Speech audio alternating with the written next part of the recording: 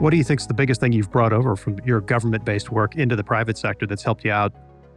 I can still remember when I was going just out of OCS, which is Officer Candidate School. I was talking to my friends, and we would still do our runs and whatever else it was. And the one thing I told myself when I joined the Navy is I want to take care of my people. You got to learn about them. You got to care about them. You got to be genuine. And that's something I brought over to, I guess, the private side of my private sectors is that, hey, even if it takes another hour, 2 hours, whatever it is, to get to know someone so that that one, that they know that you care about them, but two, that you're investing in them.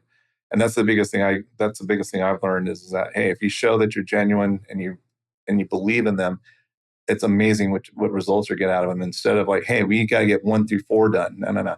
Tell me what you want to get done. And they'll give me a list of 6, 7, 8. It's like, all right, let's get to it. I believe in opening them up to what they want to accomplish. Mind you, there's business ends that need to be met as well. But if you incorporate what they want to get done into that, it's amazing what people will do for you. What safety or security challenges in general are top of mind for you right now? Right now, here in California, they put a new law, SB 553, out, which deals with workplace violence. Everyone's involved in this because it affects the entire company here in California, which I've kind of adopted. That's going to go across to Indiana, across to South Carolina, and overseas as well, because I'm not going to have different policies for each location. This will be our big umbrella. We'll say it's our operational strategy for the company when it comes to workplace violence, and we're just going to do it the same way every time at each location. That's one of the bigger challenges, getting people to acknowledge that, hey, there is this thing called workplace violence, and it's one of the things I think most people think about a little bit, or a little bit scared to admit at times. So I'm trying to bring that to the forefront. Other areas is I kind of classify how the Navy taught us a long time ago that everything we used to think about the symmetrical threat, meaning that certain countries out there were our enemies or are our enemies, and we have to deal with them, where we learned that the asymmetrical threat is we had to contend with. So I look at that the same way here with TaylorMade, is that the symmetrical threat is like, okay, someone outside coming and stealing our stuff, someone outside coming and hurting someone here. But I'm looking, and those we have devices or say technology, access control, cameras, guards, that will say combat that symmetrical threat. I'm looking at the asymmetrical threat, meaning, hey, the workplace violence, it's usually the person within the company or that's associated with the company or was associated with the company that causes a problem for us now.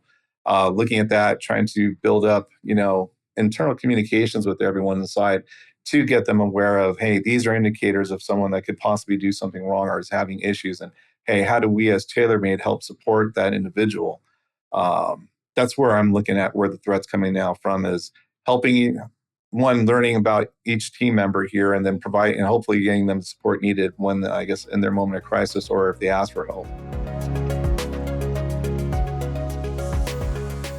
What are some other areas of safety or security that organizations tend to overlook?